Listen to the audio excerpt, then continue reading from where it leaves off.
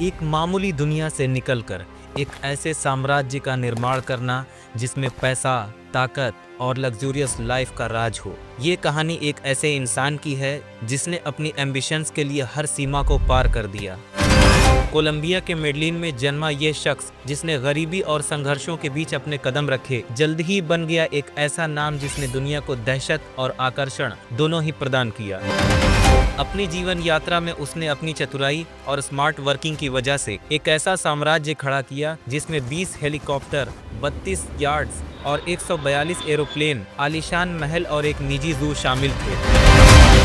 उसकी शानदार जीवन शैली ने उसे दुनिया के टॉप 10 रईसों के बीच लाकर खड़ा कर दिया। लेकिन इसके पीछे छुपी थी एक काली सच्चाई। क्या ये प्रॉस्पेरिटी उसे अल्टीमेटली बर्बाद कर देगी या फिर उसकी महत्वाकांक्षाएं उसे और ऊंचाइयों तक ले जाएंगी? इस कहानी में न सिर्फ पैसा और ताकत की भूख है, बल्कि एक ऐसे व्यक्ति की कहानी है जो अपनी जड़ों से दूर जाकर खुद को एक लेजेंड बनाने में लगा रहा। कोलंबिया के मेडलिन शहर के पास एक छोटे से कस्बे में 1 दिसंबर 1949 को एक बच्चे का जन्म हुआ जिसका नाम था पाब्लो एस्कोबार।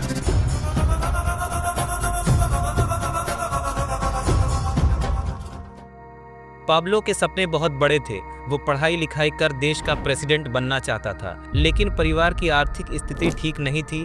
पिता एक किसान थे और माँ स्कूल टीचर थी, जिनकी आय इतनी नहीं थी कि पाब्लो को उच्च शिक्षा दिलवा सके। इस तरह पाब्लो की स्कूल की पढ़ाई तो किसी तरह से पूरी हो गई, लेकिन कॉलेज की महंगी फीस उसके सपनों के रास्ते में रुकावट बन गई। गरीबी और अपने परिवार के हालात देखकर पाब्लो ने कसम खाई कि 22 साल की उम्र तक वो करोड़पति बन के दिखाएगा। इसी जुनून में उसने कॉलेज के दिनों में ही अपराध की दुनिया में कदम रख दिया। शुरुआत में वो कब्रिस्तान से कब्रों पर लगे कीमती पत्थर निकालकर बेचता था, लेकिन इससे बड़ी रकम नहीं मिलती थी। फिर उसने लग्जरी गाड़ियां चुराना शुरू कर दिया। 1974 में एक गाड़ी चोरी करते वक्त पहली बार उसे जेल भी हुई। पाब्लो ने मजबूरी में अपराध का रास्ता चुना था, लेकिन अब इसे वो एंजॉय करने लगा था। जेल में रहते हुए उसने एक ऐसा धंधा करने का सोचा जिसमें एक बार में ही हजारों डॉलर कमा सके। तब उसने अपहरण का रास्ता अपनाया और जल्द ही एक बड़ा शिकार भी हाथ लग गया। पाब्लो ने कोलंबिया के नामी बिजनेसमैन डिएगो एचार्वी का अपहरण कर लिया और उनके परिवार से $50,000 फिरौती मांगी। ये रकम भी उसे मिल गई।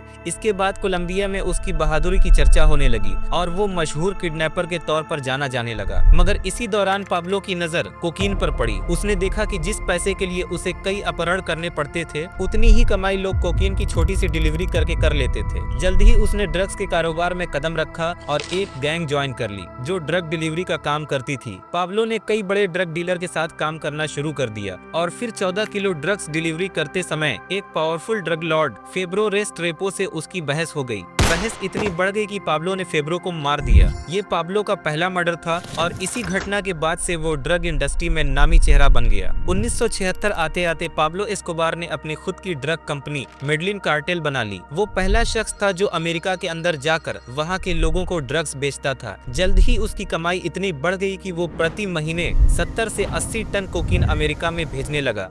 1980 के दशक तक पाब्लो इतना अमीर हो चुका था कि उसके पास 20 हेलीकॉप्टर, 2 सबमरीन और 32 यार्ड थे। वो ड्रग्स को स्मगल करने के लिए नए नए तरीके खोजता था। कभी मछलियों के पेट में ड्रग्स छिपाता तो कभी कपड़ों में। उसने ड्रग्स को जीन्स के कपड़े में सोख कर भेजना शुरू कर दिया। जब ये तरीका पकड़ा गया तो उसने गत्तों को ड्रग्स में भिगोकर उसकी तस्करी शुरू कर दी। उसका दिमाग हर बार कानून से एक कदम आगे चलता था और इस तरह से वो रोजाना 15 टन कोकीन अमेरिका में भेजने लगा। पाब्लो का एक सिद्धांत था, प्लाटा ओ प्लोमो, यानी पैसा या गोली। इसका मतलब था कि जो उसके रास्ते में आता उसे या तो रिश्वत लेकर उसका साथ देना पड़ता, नहीं तो अपनी जान से हाथ धोना पड़ता। उसने इतना ब्लैक मनी कमा लिया था कि उसे रखने के लिए उसने 800 से ज्यादा घर बनवा लिए थे और जब ये भी कम पड़ने लगे तो जमीन के नीचे पैसे दबाने लगा। पाब्लो का पैसा और पावर देखकर उसने खुद राजनीति में कदम रखने की सोची। उसने गरीबों की मदद करना शुरू किया, चर्च, पार्क, स्कूल और अस्पताल बनवाए। 1982 में उसे कोलंबियाई कांग्रेस का सदस्य भी चुना गया, लेकिन जल्द ही उसके अपराध सबके सामने आ गए और उसे इस्तीफा देना पड़ा। 1989 में फोर्ब्स ने उसे दुनिया के 7वें सबसे अमीर व्यक्ति का दर्जा दिया, जिसकी संपत्ति $25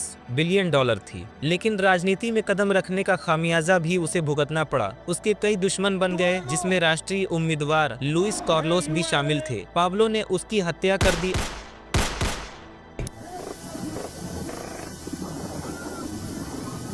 और कई अन्य दुश्मनों को भी अपनी गोलियों का निशाना बनाया। आखिरकार 1993 में उसका वक्त खत्म होने वाला था। उसका जन्मदिन था और वो अपने परिवार से बात कर रहा था कि सर्च ब्लॉक टीम ने उसकी लोकेशन ट्रेस कर ली। पाब्लो अपने अड्डे पर छुपा हुआ था, लेकिन उस रात पुलिस ने उसे चारों तरफ से घेर लिया। उसे भागने का कोई मौका नहीं मिला और 3 गोलियों से उसकी जिंदगी का अंत हो गया।